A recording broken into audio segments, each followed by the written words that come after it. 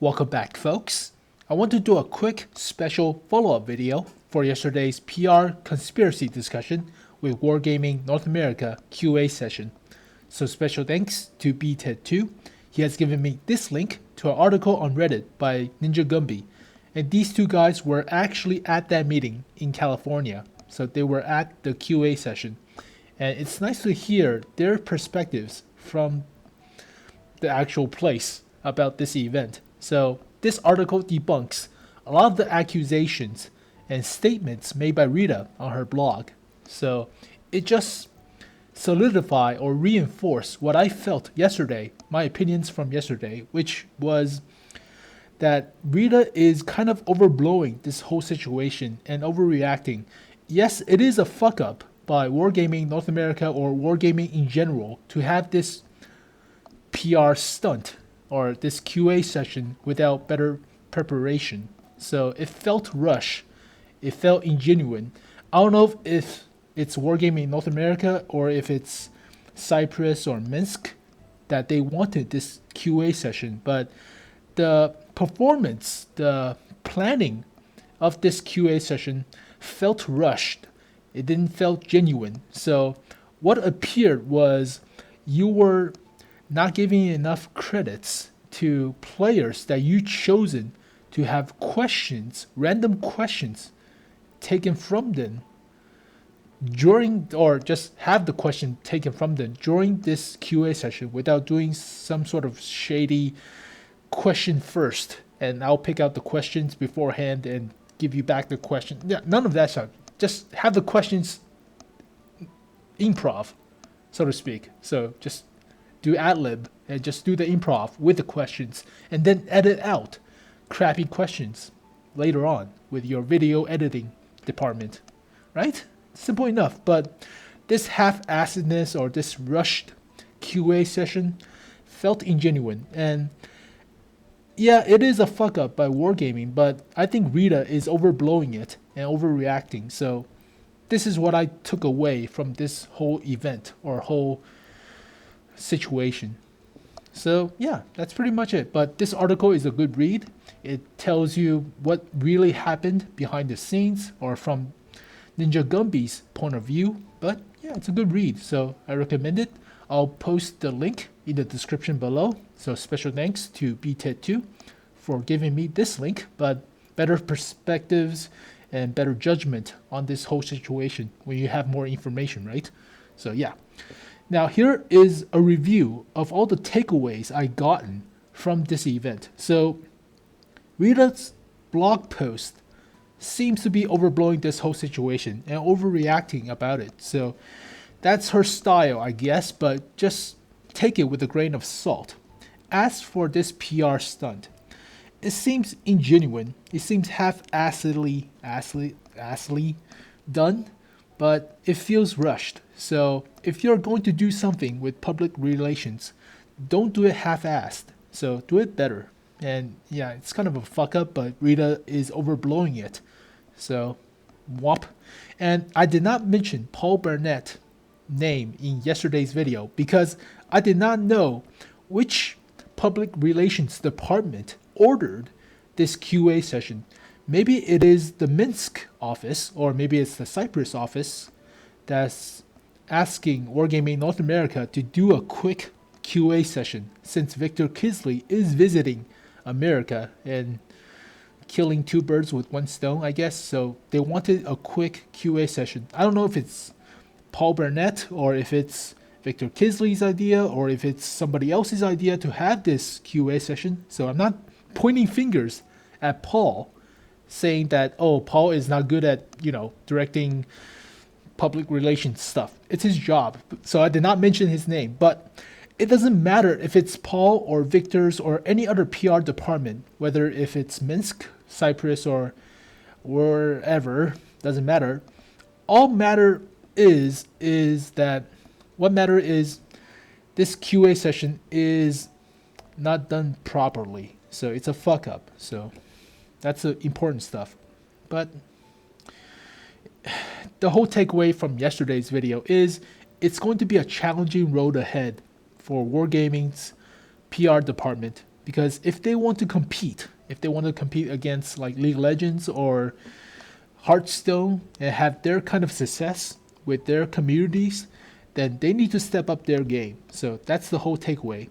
And what you could do out of this whole situation. So basically, you're watching from the sidelines. What you could do is give honest feedback when they ask for it. So yeah, that's logical, right? But don't spend money on this game if you don't feel like it, all right? You're not like credited towards, or if you're not compelled to do so, just don't spend money. It's your money. Just keep it in your pocket. It's a free-to-play game. Also, wait for the revamp or rebalancing like they promised with artillery and matchmaker as soon as possible. So wait for it. If they did not bring the goods to the promise, then you can leave. So that's the final situation. So yeah, that's what I felt. But just don't trust everything you read or watch, because sometimes people have their own opinions and overblowing stuff. So yeah, it's not really true, I guess, but try to have your own opinions after you gather a lot of information from different places. So don't follow the mob mentality and just make better decisions by yourself. Have your own opinions. So yeah, you can trust me. I'm like 80% correct all the time. So that's a B minus, I guess. So special thanks to BTED2. Special thanks to Ultra Gumby, or Mr. Ultra Gumby, or Mr. Ninja Gumby, for posting this page. So nice read. I'll post the link in the description below. So be informed by yourself. But that's what it is. So I thought to myself, what is a good PR improvement to World of Tanks from the current status quo? And I made a list. And here it is. So first, have honesty, humility, and transparency with your contents. So as for examples like tank descriptions, remember the recent, or was it the Panzer IV hydrostat? You gave out lightning fast turret and hull traverse with high mobility. I remember it. That's a load of crock shit. You're bullshitting me. I know it's a decent fast speed for traverse. The hull mobility is alright. It's not high mobility. So basically, you're embezzling me. Alright? So you're embellishing the truth. And a veteran player will call you out on these stuff. So don't bullshit me. Alright? As for Rubicon or T-22s, just came out with it. So what was irritating about Victor Kisley's visit to have this QA session is he wanted to talk about what happened to Rubicon. Rubicon happened like 5 months ago or 4 months ago, like November last year. It's April. The frick. Also remember the phrase, the excerpt I took out yesterday. So yeah, we just realized that we had to listen to our community to make the game better. It's been 5 years, 5 anniversary. You just realize that now? What the? See what I mean? As well as for T-22s, be more transparent, be more aggressive with the nerfing. So yeah, honesty, humility, transparency. Customer support and helpfulness. So very important between your public relations and your company's image. So useful support leads to confidence and reliability. Now, I heard a lot of players have difficulty with customer service, but from my own experience with customer service, not really a big problem because I was courteous. I used grammar and my sentences were correctly spelled. So yeah, they answered in like 3 hours. I had no problems. So I wanted my T7 car back. I wanted the LTP back after I sold it like 2 years ago because I didn't like those vehicles. But later I thought, hey, it's a collectible, so I kept it. I want those vehicles back. I submitted the ticket. Yeah, they were very courteous about it. Also, I asked them about like I want to do World of Tanks contents on my YouTube channel about free to use rights and stuff. And yeah, they were courteous. They responded quickly. I had no problems. But some other people are having problems with customer service. So yeah, look into it. Now, predictability is also very important. So the best example is the recent 5th anniversary event, because like Steam Summer Sale, a lot of players are expecting discounts, are expecting, equipment, crew training discounts, but you're not offering it. So the frick, they saved up a lot of credits for those things, and you just don't have it. They saved up some gold for premium tier 8 tanks, tier 6 tanks. You do not have these specials on, so the frick, right? So predictability with your sales, with your event, like on track. So sometimes you have the on track to the T57 Heavy with the tier 3 M24 Locust as the reward. And sometimes you have the on track to the STB with the Chinyu Kai as the reward. So why is the reward like so different? A tier 3 versus a tier 5? The frick? Sometimes it's the Dicker Max, that's a tier 6, compared sometimes to FCM 36 pack 40. That's a tier 3. You see the difference? So it's not this consistency, right? No. Also, you want to have constant feedback, requests, and surveys with your community. So map dislike survey, that's a recent survey I got. Also with the forums, so that's good, but have more of those. So you can post them on your website. Post them like, what do you feel about artillery? Or, oh, no, that's a bad one. What do you feel about corridor maps? Something like that. So have more constant feedback requests. Artillery, don't start with artillery. Also have direct connections and updates, such as quick, concise information to deliver to the audience. Like if you have a special sale going on, post it on your YouTube page with a video. Or if you have a special information about upcoming events, so have a discussion. So like what they are doing for Wargaming North America, just a little bit longer, like small 10 minutes of review on tanks, on maps, on events on Friday. Simple enough, right? Small things, but they add up. Community activities and highlights. So this is kind of important outside of the game. So what's good about League of Legends or Hearthstone is they have a lot of players making their own content, like making their own art, making their own cards, and just adding to the whole development of the communities and what's awesome or interesting to the game concept. So they added artworks, creations, mods. So why don't you feature or talk about your modders who are making awesome mods for the game? So I saw nobody mentioning Milky Man and his awesome skin mods for the tanks. No, none of your wargaming staff mentions that, but his stuff is pretty awesome. So why not mentioning it? It gives your players better skin mods to play the game, more enjoyment, and you're making Milky Man a little bit more famous, so he can have a little bit more funding. Why not? So, all right, combating toxicity.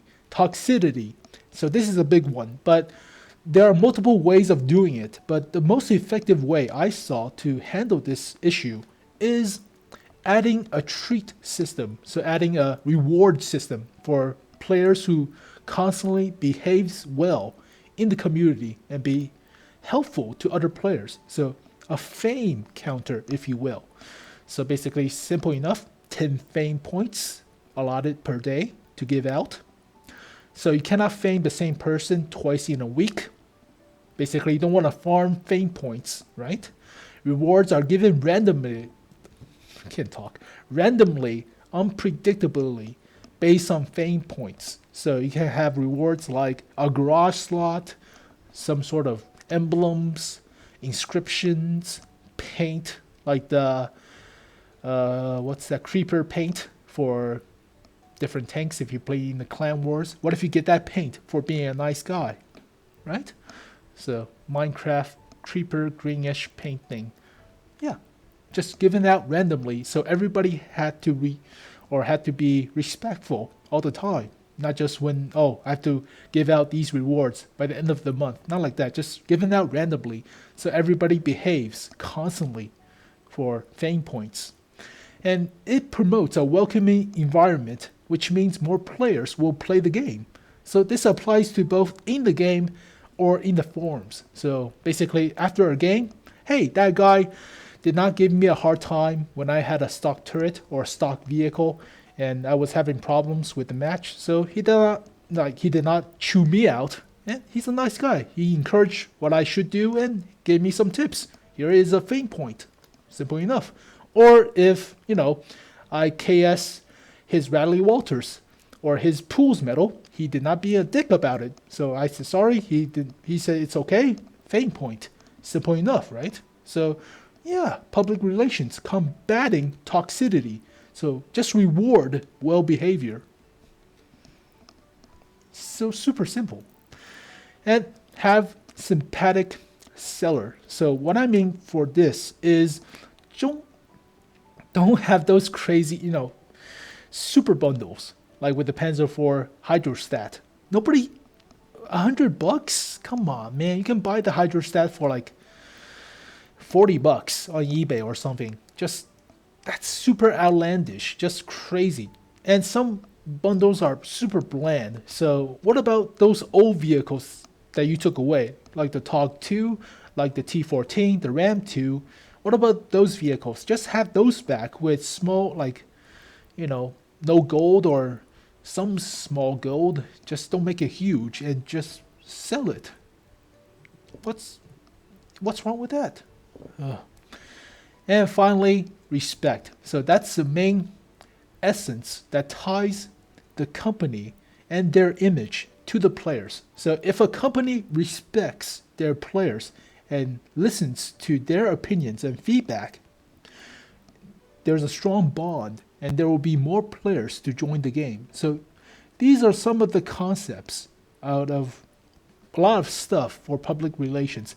I don't have a major in this area, all right? I don't have a major in human resources or something like that. But these are all common sense, all right? Super common, but hope you guys enjoy it. So yeah, simple food for the brain. And I can't talk, slurring up the words into, but that's what I do. So yeah, hope you guys, see what I mean? Hope you guys enjoyed this video.